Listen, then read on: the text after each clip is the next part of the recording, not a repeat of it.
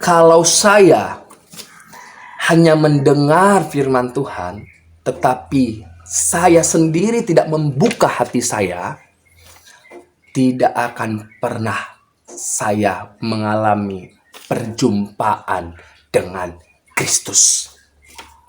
Makanya itu saudara, ini kesaksian saya di dalam video ini. Saya bangga sekali punya Tuhan Yesus Kristus. Saya bangga sekali sebagai pengikut Tuhan Yesus Kristus. Saya bangga. Saya mau saksikan di video ini. Saya mengalami perjumpaan dengan Tuhan. Itu bukan sekarang, tidak. Sejak berusia 5 tahun. Sejak berusia 5 tahun. Oh, amazing. Bayangkan 5 tahun ketika saya berusia 5 tahun, di situ saya mengalami perjumpaan dengan Tuhan. Artinya mengalami perjumpaan dengan Tuhan, saya tidak bertemu langsung dengan Tuhan, tidak. Tapi Tuhan mengetok hatiku, mengetok hidupku. Saudara tahu, 5 tahun itu adalah masa di mana saya masih anak kecil, kanak-kanak. Belum layak untuk masuk sekolah TK, belum. Waktu itu terjadi tangisan di pipi mama saya. Mama saya menangis. Kenapa menangis? Karena pada waktu itu saya hanya mendengar sekilas, melihat, mendengar bahwa ayah saya tidak menunjukkan kesetiaannya. Mama saya menangis, menganggap bahwa dia dikhianati dalam pernikahan. Mama saya menangis, dan situ saya melihat mama saya menangis, air matanya. Di situ saya hanya memanggil nama Tuhan. Dari mana saya tahu nama Tuhan? Pada waktu saya sekolah minggu, ya, di gereja itu ada sekolah minggu. Dan di situ saya memanggil nama Tuhan di saat saya melihat orang tua saya menangis. Di situ saya menangis, sedih, tetapi nama Tuhan saya panggil. Saya tidak tahu Tuhan itu seperti apa, tidak. Tapi berjalannya waktu, berjalannya dalam perjalanan hidup saya mengalami terus pengenalan akan Tuhan. Melalui apa? Melalui firman Tuhan. Melalui firman Tuhan. Di tengah-tengah bulian, ya, saya mengalami perjumpaan dengan Tuhan. Melalui firman-Nya. Saya mengenal hingga saat ini, saudara. Dan intinya adalah bahwa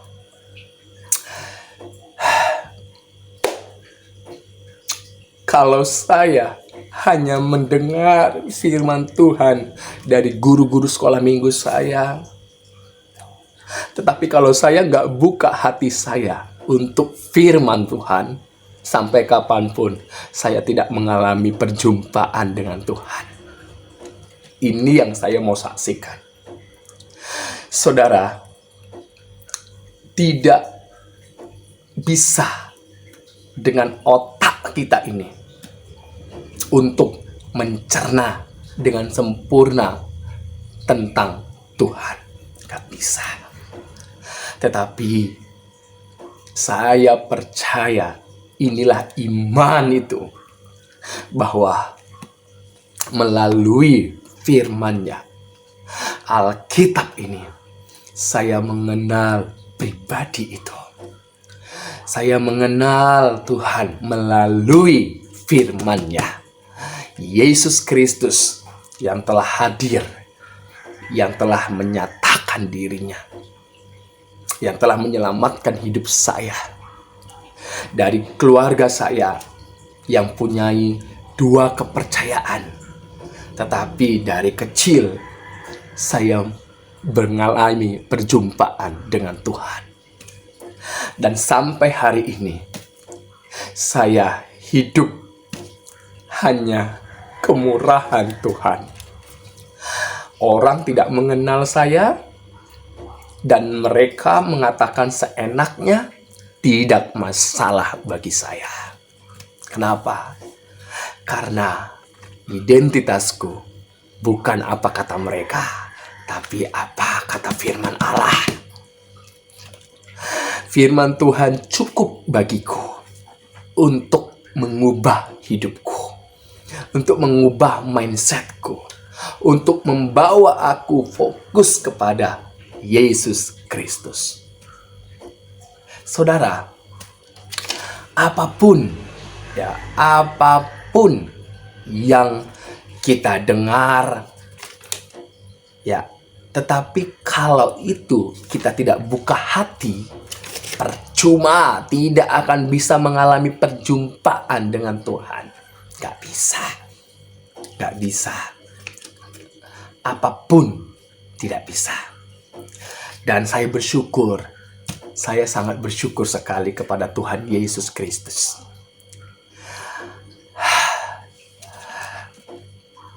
Yesus adalah kebenaran itu. Sang kebenaran itu. Kalau saya mau hidup benar, maka yang harus saya lakukan adalah mendengarkan, datang kepada Sang Firman itu. Firman Allah itu. Yesus Kristus yang telah hadir, yang telah menyatakan dirinya, yang telah mengorbankan hidupnya, menjadi korban untuk menyelamatkan, menebus hidup saya ini. Jadi saya sebagai manusia yang berdosa, yang sudah ditebus oleh darah Tuhan Yesus Kristus, oleh nyawanya. Saya bangga, saya tidak malu. Saya tidak malu, saudara. Saya tidak malu. Justru bangga punya Tuhan Yesus Kristus. Karena melalui Dia, saya mengenal tentang Allah itu. Sebab firman Allah adalah Allah itu. Yesus adalah Allah itu. Jadi saya nggak ragu. Yesus adalah Tuhan itu. Jadi saya nggak ragu. Saya bangga sekali. Ya, bangga. Dan satu ayat yang saya mau sampaikan hari ini di dalam kesaksian singkat saya, yaitu dalam Wahyu pasal yang ketiga, ayat yang ke-20. Saya akan bacakan. Ada 4 hal di situ yang saya mau sampaikan. Dalam Wahyu pasal 3 ayat yang ke-20. Saya akan bacakan. Lihat, aku berdiri di muka pintu dan mengetok. Nah, ini frasa pertama yang saya mau sampaikan. Lihat, aku berdiri di muka pintu dan mengetok. Saudara, di sini Yesus itu nggak mengintip, nggak. Yesus itu nggak mengintip, tidak. Tidak seperti iblis, pada waktu Tuhan berbicara, berfirman kepada Kain di dalam pasal yang keempat Kejadian. Engkau harus berkuasa, Sebab apa? Dosa telah mengintip, sudah mengintip di depan pintu. Mengintip, bukan berdiri, mengintip, melirik. Kapan waktunya aku harus menerobos? Iblis itu selalu mengincar, mengintip saya dan saudara. Tetapi dikatakan di sini, Yesus, lihat aku berdiri di depan pintu, di muka pintu, dan mengetok. Yesus berdiri, bukan mengintip, tidak, tapi berdiri. Dia menunggu. Firman itu terus menunggu. Allah terus menunggu. Menunggu siapa? Menunggu saya yang berdosa ini. Menunggu saudara yang berdosa. Dia menunggu. Menunggu di mana? Di depan pintu, di muka pintu. Apa itu muka pintu? Bukan pintu rumahmu, tetapi dia berdiri menunggu di pintu hatimu. Dia terus datang untuk mendekatkan hidupnya kepadamu, untuk mendengarkan suaranya kepadamu. Ya, dia selalu mengetok pintu hati kita, memperdengarkan suaranya terus kepada kita. Firman ini terus diperdengarkan kepada siapapun. Sudah banyak orang mendengarkan firman Tuhan. Ya, itu berarti Tuhan menunggu sambil dia mengetok, memperdengarkan suaranya. Siapapun yang melihat video ini, firman Tuhan terus datang kepada siapapun. Entah itu bisa kita berjalan, duduk, kita dengarkan firman Tuhan. Ya, lewat apapun. Tidak terbatas cara Tuhan untuk memperdengarkan suaranya kepada kita. Melalui alam, melalui orang lain, melalui peristiwa apapun itu. Firman Tuhan ini diperdengarkan. Terus didengarkan kepada kita. Ya. Dia terus mengetok pintu hatimu. Dia enggak memaksa engkau. Dia tidak memaksa engkau. Ya, Tuhan enggak memaksa engkau, saudara. Tuhan tidak memaksa. Yesus tidak memaksa engkau untuk menerima dia. Tidak. Tapi dia memperdengarkan suaranya kepadamu. Frase berikutnya. Jikalau ada orang yang mendengarkan suaraku dan membuka pintu. Nah, ini dia. Jikalau ada orang yang mendengar suaraku dan membuka pintu.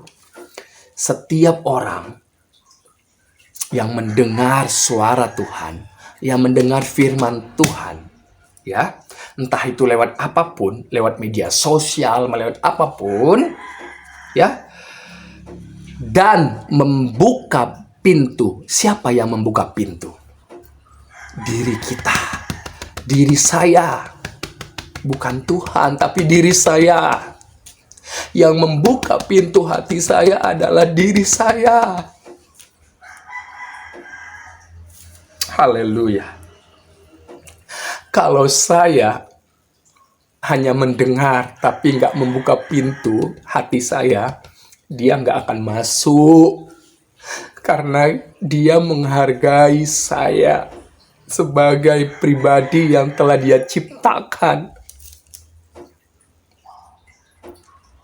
Tetapi dia menunggu, mengetok, memperdengarkan suaranya. Dan dia sabar, selalu setia. Menunggu kapanpun saya buka hati, dia masuk. Dia masuk ke hatiku. Tapi kalau engkau nggak buka hati, Tuhan nggak masuk dalam hidupmu. Tidak masuk. Ini kesaksian aku, saudara. Frase berikutnya, aku akan masuk mendapatkannya dan aku akan makan bersama dengan dia dan dia bersama-sama dengan aku. Di sini, saudara, bahwa aku akan masuk mendapatkannya dan makan bersama-sama dengan dia, ya, dan ia bersama-sama dengan aku. Saudara, apa artinya? Kalau saya buka hati saya terhadap sang firman itu, firman Allah yang didengar, maka dia masuk, dia mendapatkan tempat di hati kita, dan dia makan bersama-sama dengan kita. Apa artinya makan bersama-sama dengan kita? Apa artinya? Kalau kita lihat dalam bahasa asli, bahasa Yunani, di situ menggunakan kata deipneso, yang artinya aku akan makan malam. Kenapa makan malam? Kenapa makan malam, saudara? Karena makan malam itu, ya kalau kita lihat tradisi Timur Tengah sana, di situ kita banyak meluangkan waktu kita, nggak keburu-buru, nggak seperti makan pagi, makan siang yang akan melanjutkan pekerjaan. Tapi kalau makan malam, itu tidak ada lagi pekerjaan yang dilakukan. Artinya banyak waktu luang, banyak sekali untuk dialog, berceramah, ya, bercerita, berbincang, bercakap-cakap dengan Tuhan. Ya saudara. Dan dia juga dikatakan bersama-sama dengan kita. Pada waktu kapan saudara? Kalau kita lihat bahwa penggenapannya saudara seperti dalam Wahyu pasal 20 ayat 4-6 dan Wahyu pasal 22 ayat 5, di mana ini juga saudara bersama dengan dia, ya, di Yerusalem baru, ya, kerajaan 1000 tahun dan di Yerusalem baru. Luar biasa saudara, luar biasa, luar biasa saudara. Ini yang saya dapatkan di saat saya belajar kepada firman itu, Yesus Kristus. Tentunya Roh Kudus, Roh Allah yang menerangi hidup saya. Bukan karena kuat gagah saya, tapi karena kemurahannya. Haleluya. Saya nggak tahu bagaimana orang ketika dia mendengar firman Tuhan. Saya tidak tahu apa yang dipikirkan oleh orang-orang yang mendengarkan firman Allah. Apakah mereka buka hati? Apa tidak? Saya tidak mengerti. Tapi saya mau katakan, kalau bukan saya yang membuka hati, Tuhan nggak memaksa saya. Jadi ketika Tuhan yang terus memperdengarkan suaranya kepada saya, mendekati saya, dia terus mengetok pintu hatiku, ya, akulah jalan dan kebenaran dan hidup. Aku mengasihimu karena aku adalah kasih. Tuhan terus berbicara pada hidupku lewat peristiwa. Ketika aku dibully, ketika aku melihat kesusahan, ketika aku mengalami pencobaan, ketika aku mengalami ujian begitu berat, orang lain gak tahu. Tapi firman Tuhan itu datang dalam hidupku. Lewat pencobaan itu, lewat apapun, Tuhan datang terus dalam hidupku untuk jangan takut. Aku menyertaimu, aku menggendongmu, jangan takut. Inilah yang kurasakan, inilah yang kualami di dalam aku mengenal Tuhan. Dan aku yang membuka hatiku karena Tuhan yang terus mengetok pintu hatiku. Dan aku bertahan sampai sekarang. Aku bertahan sampai sekarang. Aku bertahan bukan karena kuat gagahku, tapi karena kemurahan Tuhan. Kemurahan Tuhan. Banyak sekali hal-hal yang gak bisa aku ungkapkan secara komplit. Tapi akan aku ungkapkan video demi video. Di sini aku mau katakan, aku bangga membuka hatiku dan mengizinkan Yesus firman itu masuk dalam hidupku. Terima kasih Tuhan. Terima kasih Yesus. Terima kasih. Tidak ada yang sukar bagimu. Tidak ada yang sukar bagimu.